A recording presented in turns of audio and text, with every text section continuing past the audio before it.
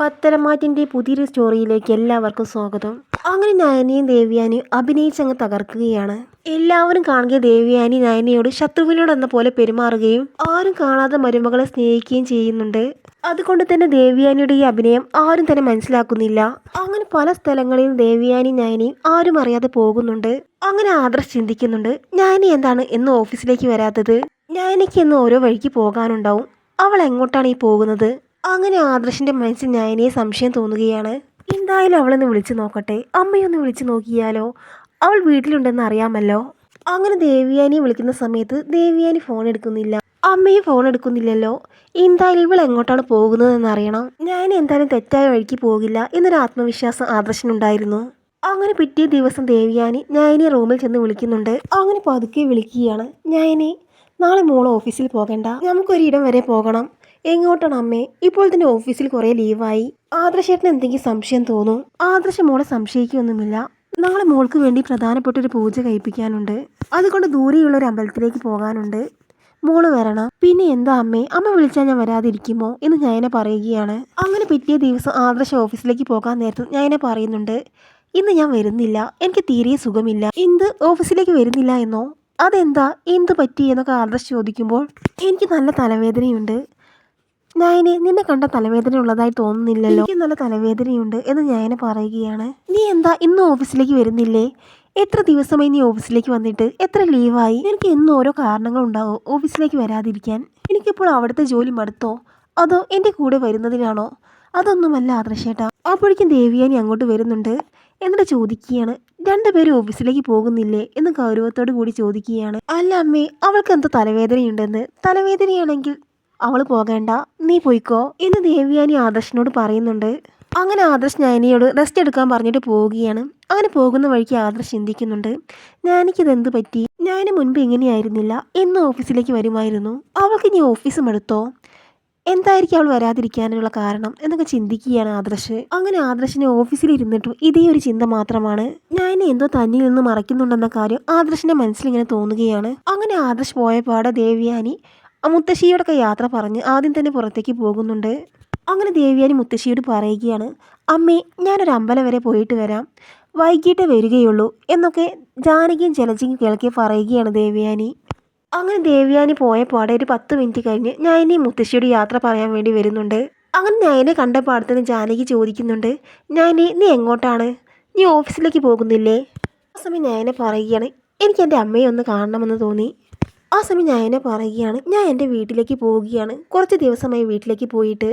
പിന്നെ അമ്മയുടെ കൂടെ വേറൊരു വഴിക്കും പോകാനുണ്ട്. അത് കേട്ട് ജാനകി ചോദിക്കുന്നുണ്ട്, നീ വീട്ടിലെ ജോലിയും ചെയ്യാതെ ഓഫീസിലും പോകാതെ എങ്ങോട്ടാണ് ഈ ചുറ്റിയടിക്കുന്നത്? എൻ്റെ അമ്മായിമ്മ പോയ പാടെ തന്നെ നീ അങ്ങ് പോവുകയാണോ? ദേവേർത്തി ഇവിടെ ഇല്ല എന്ന് കരുതി ഞങ്ങളുണ്ട് ചോദിക്കാനും പറയാനും. അത് കേട്ട് നയന പറയുന്നുണ്ട്, ഞാൻ അത്യാവശ്യമായി അമ്മയെ കാണാൻ വേണ്ടി പോവുകയാണ്. ആദർശേട്ടനോടും അമ്മയോട് അനുവാദം ചോദിച്ചതിന് ശേഷമാണ് ഞാൻ പോകുന്നത്. അങ്ങനെ നയനയും പോവുകയാണ്. അങ്ങനെ കുറച്ച് ദൂരമായി കാറ് നിർത്തിയിട്ട് ദേവ്യാനി നയനെ കാത്തു നിൽക്കുകയാണ്. ആ സമയം ദേവ്യാനി നയനയോട് ചോദിക്കുന്നുണ്ട്, മോളെ ആർക്കെങ്കിലും എന്തെങ്കിലും സംശയം തോന്നിയോ? അമ്മേ, അപ്പച്ചിക്ക് എന്തെങ്കിലും സംശയമുണ്ട്, ഞാൻ എങ്ങോട്ടാണ് പോകുന്നതെന്ന് അവർ ചോദ്യം ചെയ്തു. ആ സമയം ആദർശേട്ടനോടും അമ്മയോടും അനുവാദം ചോദിച്ചിട്ടാണ് പോകുന്നതെന്നാണ് ഞാൻ പറഞ്ഞത്. അത് കേട്ട് ദേവ്യാനി പറയുകയാണ്, അതെന്തായാലും നന്നായി. എൻ്റെ ആദർശിൻ്റെ അനുവാദമുണ്ടെന്ന് പറഞ്ഞാൽ അവർക്കൊന്നും പറയാൻ പറ്റില്ല. ആ സമയം ആദർശ് നയനെ വിളിക്കുന്നുണ്ട്. അയ്യോ അമ്മേ, ആദർശേട്ടൻ വിളിക്കുന്നുണ്ട്. മോളെ നീ ഫോൺ എടുക്ക്, എന്നിട്ട് ആവശ്യമായതുപോലെ സംസാരിക്കണം. അങ്ങനെ നയന പറയുന്നുണ്ട്, എന്താ ആദർശേട്ടാ? ഞാൻ വിളിച്ചത് നിനക്ക് തലവേദന സുഖമായോ എന്ന് ചോദിക്കാനാണ് എന്നൊക്കെ ആദർശ് പറയുന്നുണ്ട്. അതെ, കുറവുണ്ട്. അമ്മ എനിക്ക് മെഡിസിൻ തന്നു എന്നൊക്കെ പറയുകയാണ് നയന. അമ്മ മെഡിസിൻ തന്നെന്നോ? അതെ, എന്താ? അമ്മയല്ലേ പുറത്തു പോയി എന്ന് മുത്തശ്ശി വിളിച്ചപ്പോൾ പറഞ്ഞത്. അമ്മ പോകുന്നതിന് മുമ്പാണ് എനിക്ക് മരുന്ന് തന്നത് എന്ന് നയന പറയുകയാണ്. അത് പറഞ്ഞ് നയന ഫോൺ വെക്കുന്നുണ്ട്. അങ്ങനെ ഫോൺ വെച്ച ശേഷം ദേവ്യാനിയോട് നയന പറയുന്നുണ്ട്, ഇനി ഞാൻ പുറത്തു പോയ കാര്യം മുത്തശ്ശി ആദർശേട്ടനോട് പറഞ്ഞിട്ടുണ്ടാവുമോ? അതൊന്നും ഉണ്ടാവില്ല മോളെ, മോള് പേടിക്കേണ്ട എന്ന് ദേവ്യാനി പറയുന്നുണ്ട്. അങ്ങനെ ഫോൺ വെച്ച ഉടനെ ആദർശിനൊരു സംശയം തോന്നുകയാണ്. എന്താ നയനിയുടെ ശബ്ദത്തിലൊരു പതറിച്ച പോലെ? എന്തോ ഉണ്ട്. എന്തായാലും വീട് വരെ ഒന്ന് പോയിട്ട് വരാം, അവൾക്ക് സുഖമില്ലാത്തതല്ലേ, എന്തായാലും ഒന്ന് പോയി കാണാമല്ലോ എന്നൊക്കെ ചിന്തിച്ച് ആദർശ ഓഫീസിൽ നിന്ന് ഇറങ്ങുകയാണ്. അങ്ങനെ മാനേജറോട് പറയുന്നുണ്ട്, ഞാൻ ഇപ്പോൾ വരാം, ഒന്ന് വീട് വരെ പോയിട്ട് വരാം എന്നൊക്കെ പറഞ്ഞ് ആദർശ് ഓഫീസിൽ നിന്ന് ഇറങ്ങുകയാണ്. ഈ സമയം ദേവ്യാനി നയനിയും വഴിയരികിലുള്ള കടയിൽ വെച്ച് കരിക്ക് വാങ്ങി കുടിക്കുകയാണ്. അവർ രണ്ടുപേരും പരസ്പരം സംസാരിച്ചു കൊണ്ടാണ് കരിക്ക് കുടിക്കുന്നത്. അങ്ങനെ കാറുമായി അതുവഴി വരുന്ന ആദർശ് കരിക്ക് കുടിക്കുന്ന നയനയും ദേവ്യാനിയും കാണുകയാണ്. ആദർശ് ഒന്ന് നെട്ടുന്നുണ്ട്. ഇത് സത്യമാണോ സ്വപ്നമാണോ എന്നറിയാതെ ആകെ ഞെട്ടി നിൽക്കുകയാണ്. ആദർശ് തിരിച്ച് സംസാരിച്ചു കൊണ്ടിരിക്കുന്ന ദേവ്യാനി നയനയും കണ്ടിട്ട് ആദർശ് ഇങ്ങനെ നോക്കി നിൽക്കുകയാണ്. അങ്ങനെ ആദർശ് ചിന്തിക്കുന്നുണ്ട്, ആഹാ, അമ്മയും മരുമകളും ഒന്നായി, എന്നിട്ടിപ്പോൾ എന്നോട് മറച്ചു വെച്ചിട്ട് രണ്ടുപേരും കറങ്ങാൻ പോവുകയാണ്. അതാണ് കുറച്ച് ദിവസമായിട്ട് ഇവിടെ നടക്കുന്നത്. എന്തായാലും രണ്ടുപേരെയും ഒന്ന് വട്ടം കളിപ്പിക്കണം.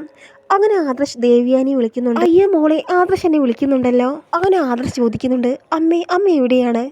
ഞാൻ അമ്പലത്തിലേക്ക് വന്നതാണ്. എനിക്ക് എങ്ങനെയുണ്ട്? അറിയില്ല മോനെ, അവൾക്ക് ഞാൻ മെഡിസിനൊക്കെ കൊടുത്തിരുന്നു. ഇപ്പോൾ സുഖമായി കാണും. എന്തായാലും അമ്മ യാത്രയ്ക്ക് ഒഴിവാക്കിയിട്ട് വീട്ടിലേക്ക് പോര്, അവൾ തനിച്ചല്ലേ.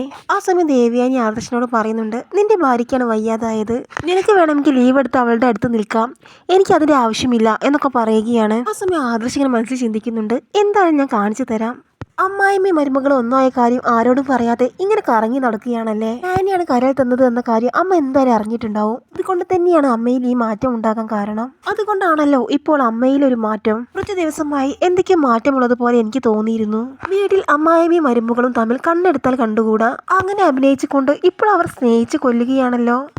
അങ്ങനെ ആദർശ് ദേവ്യാനി നയനി ഒന്നായത് കണ്ട് സന്തോഷത്തിൽ കണ്ണു നിറഞ്ഞു നിൽക്കുകയാണ്. എന്തായാലും ഈ വാർത്ത ഉടനെ തന്നെ അച്ഛനെ അറിയിക്കണം. രണ്ടുപേരും കൂടി എല്ലാവരെയും വട്ടം കളിപ്പിക്കാൻ തുടങ്ങിയിട്ട് കുറച്ച് നാളായല്ലോ. എന്തായാലും ഇക്കാര്യം അച്ഛനെ അറിയിക്കണം. അങ്ങനെ ആദർശ് ഒരു വീഡിയോ എടുത്ത് ജയനെ അയച്ചു കൊടുക്കുന്നുണ്ട്. എന്നിട്ട് പറയുന്നുണ്ട്, അച്ഛാ, ഈ കാര്യം ആരോടും പറയണ്ട. രണ്ടുപേരും വലിയ സ്നേഹത്തിലാണിപ്പോൾ. നമ്മളെല്ലാം മറച്ചു വെച്ചുകൊണ്ട് രണ്ടുപേരും കറങ്ങി നടക്കുകയാണ്. നമ്മുടെ എല്ലാം മുമ്പിൽ വെച്ച് അവർ കീരിയും പാമ്പുമായിട്ട് അഭിനയിക്കുകയാണ്. ആ സമയം ജയൻ തിരിച്ച് മെസ്സേജ് അയക്കുന്നുണ്ട്, അതേ മോനെ, നമുക്കിട്ട് ഇങ്ങനെ ഒരു പണി തരുമ്പോൾ അവർക്ക് തിരിച്ച് പണി കൊടുക്കേണ്ടേ. അങ്ങനെ ആദർശ് അവരുടെ പിന്നാലെ തന്നെയുണ്ട്. അങ്ങനെ അമ്പലത്തിലേക്ക് പോകുമ്പോഴും തിരിച്ച് പൂജയെല്ലാം കഴിഞ്ഞ് തിരിച്ചു വരുമ്പോഴും എല്ലാം ആദർശ് അവരെ നിരീക്ഷിച്ചുകൊണ്ട് അവരുടെ പിറകെ തന്നെയുണ്ട്. ആദർശിന് വല്ലാത്തൊരു സന്തോഷം തോന്നുകയാണ്. അങ്ങനെ നയന പറയുന്നുണ്ട്, അമ്മേ, നമുക്ക് വേഗം വീട്ടിലേക്ക് പോയാലോ? അതെന്തിനാണ് മോളെ പേടിക്കുന്നത്? മോൾ അമ്മയുടെ കൂടെയല്ലേ വരുന്നത്? അതല്ല അമ്മേ, തലവേദനയാണെന്നൊക്കെ പറഞ്ഞ് ആദർശേട്ടനോട് കള്ളം പറഞ്ഞതല്ലേ. ആദർശേട്ടനേറ്റ വീട്ടിലേക്ക് വന്നാൽ എല്ലാ സത്യങ്ങളും അറിയില്ലേ? ഞാൻ കള്ളം പറഞ്ഞ് പുറത്തേക്ക് പോവുകയാണെന്ന് അറിഞ്ഞാൽ ആദർശേട്ടന് സംശയം തോന്നില്ലേ എന്നൊക്കെ പറയുകയാണ് നയന. അതൊന്നും കുഴപ്പമില്ല, കുറെ കാലം അവനും എന്നെ പറ്റിച്ചതല്ലേ, ഇനി അവനും ഒന്ന് പറ്റിക്കപ്പെടട്ടെ. അങ്ങനെ ആദർശ് മാറി നിന്ന് നയനെ വിളിക്കുന്നുണ്ട്. നയനെ, എങ്ങനെയുണ്ട്? നിന്റെ അസുഖമെല്ലാം മാറിയോ? നിനക്ക് ഓഫീസിലേക്ക് വരാൻ പറ്റുമോ? എനിക്ക് ഓഫീസിലേക്ക് വരാൻ വയ്യ, തീരെ സുഖമില്ല എന്ന് നയന പറയുന്നുണ്ട്. എങ്കിൽ ഞാൻ അങ്ങോട്ട് വരാം, നമുക്ക് ഹോസ്പിറ്റലിലേക്ക് പോകാം എന്നൊക്കെ ആദർശ് പറയുമ്പോൾ, അയ്യോ ആദർശേട്ടാ, ഇപ്പോൾ ഇങ്ങോട്ട് വരണ്ട, തലവേദന നല്ല മാറ്റമുണ്ട്, ഞാൻ അമ്മയും കൂട്ടി ഹോസ്പിറ്റലിലേക്ക് പോയിക്കോളാം. അമ്മ നിന്റെ കൂടെ വരുമോ? അമ്മ നിന്നെ എന്തെങ്കിലും വഴക്ക് പറയും. സുഖമില്ലാത്തത് കൊണ്ട് അമ്മ എന്നെ വഴക്കൊന്നും പറയില്ല എന്നൊക്കെ പറയുകയാണ് നയന. അങ്ങനെ നയന ഫോൺ കട്ട് ചെയ്യുകയാണ്. എന്നിട്ട് ദേവ്യാനിയോട് പറയുന്നുണ്ട്, അമ്മേ, ആദർശന് എന്തൊക്കെയോ സംശയമുണ്ട്. ഏയ്, അവൻ ഒരിക്കലും സംശയിക്കില്ല എന്ന് പറയുന്നുണ്ട് ദേവ്യാനി. അങ്ങനെ ദേവ്യാനി നയനയും അനന്തപുരിയിലേക്ക് പോകുന്നുണ്ട്. അങ്ങനെ വൈകിട്ട് ആദർശും അനന്തപുരിയിലേക്ക് എത്തുന്നുണ്ട്. അങ്ങനെ ചോദിക്കുകയാണ് നയനയോട്, അല്ല നയനെ, നിന്റെ തലവേദനയ്ക്ക് എങ്ങനെയുണ്ട്? ഒരു ചിരിയോടെയാണ് ചോദിക്കുന്നത്. അതെന്താ ആദർശേട്ടാ നിങ്ങൾ അങ്ങനെ ചോദിച്ചത്? എനിക്ക് തലവേദന ഇല്ലാതെ ഞാൻ വെറുതെ അഭിനയിച്ച് കിടക്കുകയാണെന്ന് ആദർശേട്ടന് തോന്നിയോ? അങ്ങനെയൊന്നും തോന്നിയില്ല. നിന്റെ തലവേദന മാറിയോ എന്ന് അറിയാൻ വേണ്ടി ചോദിച്ചതാണ്. അല്ല, അമ്മ എവിടെ? അമ്മയെ രാവിലെ പോയിട്ട് ഏറെ വൈകിയാണ് വന്നതെന്ന് മുത്തശ്ശി പറഞ്ഞല്ലോ. അതൊന്നും എനിക്ക് അറിയില്ല, ഞാനിവിടെ കിടക്കുകയായിരുന്നു എന്നൊക്കെ ഞാൻ എന്നെ പറയുകയാണ്. നീ എവിടെയും പോയില്ലേ? മുത്തശ്ശി പറഞ്ഞല്ലോ നീ അമ്മ പോയ പിറകെ തന്നെ പുറത്തേക്ക് പോയി എന്ന്. നീ എവിടേക്കായിരുന്നു പോയത്? അത് പിന്നെ ഞാനൊരു മെഡിസിൻ വാങ്ങാൻ വേണ്ടി പോയതാണ്. ആ സമയം ദേവ്യാനി അങ്ങോട്ട് വരുന്നുണ്ട്. എന്താ മോനെ, നിനക്ക് ചായയും കാപ്പിയൊന്നും വേണ്ടേ? അതേ അമ്മേ, ഞാൻ കഴിച്ചോളാം എന്നൊക്കെ പറഞ്ഞിട്ട് ആദർശ് താഴത്തേക്ക് പോകുന്നുണ്ട്. ആ സമയം ദേവ്യാനി നയനയും പരസ്പരം നോക്കിയിട്ട് പുഞ്ചിരിക്കുകയാണ്. അവനെ എന്തായാലും നമ്മൾ പറ്റിച്ചു, അവൻ ഇതൊന്നും മനസ്സിലാകാൻ പോകുന്നില്ല. അമ്മേ, ആദർശേട്ടനോട് കള്ളം പറഞ്ഞതിൽ എനിക്ക് നല്ല വിഷമമുണ്ട്. ഇനി ആദർശേട്ടനെ പറ്റിക്കേണ്ട കേട്ടോ എന്നൊക്കെ പറയുന്നുണ്ട് നയന. ഇനി ഞാനിന്ന് ഓഫീസിലേക്ക് പോകും, ആദർശേട്ടന് സംശയം തോന്നണ്ട എന്നൊക്കെ പറയുകയാണ് നയന. ശരി മോളെ, ഇനി എന്ന് മോളെ ഓഫീസിലേക്ക് പോയിക്കോ, ലീവ് എടുക്കേണ്ട. അങ്ങനെ നയനി ദേവ്യാനി സംസാരിക്കുന്നതെല്ലാം ആദർശ് കേൾക്കുന്നുണ്ട്. ആദർശിന് വലിയ സന്തോഷമാവുകയാണ്. അങ്ങനെ റൂമിലെത്തിയ ദേവ്യാനിയോട് ജയൻ പറയുന്നുണ്ട്, ഇന്ന് വൈകിട്ട് വരെ നീ എവിടെയായിരുന്നു? അമ്പലത്തിലേക്കാണെന്ന് പറഞ്ഞ് നീ പോയിട്ട് വൈകുന്നേരമാണ് വന്നതെന്ന് അമ്മ പറഞ്ഞല്ലോ. അത് പിന്നെ ചേട്ടാ, ഞാൻ എൻ്റെ ഫ്രണ്ടിൻ്റെ വീട്ടിൽ പോയതായിരുന്നു. എൻ്റെ ഫ്രണ്ടിനോട് സംസാരിച്ച് സമയം പോയത് അറിഞ്ഞില്ല. അവളുടെ അമ്മായിമ്മ അവളെ വേദനിപ്പിക്കുന്ന കാര്യത്തെക്കുറിച്ചൊക്കെ എന്നോട് സംസാരിച്ചു. അത് കേട്ട് ജയൻ പറയുന്നുണ്ട്, ക്രൂരതയുടെ കാര്യമൊന്നും നീ പറയണ്ട. നിന്റെ മരുമകളോട് ഇത്രയും കാലം നീ ക്രൂരതയല്ലേ ചെയ്തത്? ഞാൻ എൻ്റെ മോള് അവളുടെ കൂട്ടുകാരിയോട് പറഞ്ഞിട്ടുണ്ടാവും അമ്മായിമ്മയുടെ ക്രൂരതയെക്കുറിച്ച്. അങ്ങനെ ദേവ്യാനിയുടെ മനസ്സിലുള്ള കാര്യം പുറത്തു വരാൻ ജയൻ പല അടവുകളും പ്രയോഗിച്ചു. പക്ഷെ ദേവ്യാനി ഒരു കാര്യവും ജയനോട് തുറന്നു പറഞ്ഞില്ല.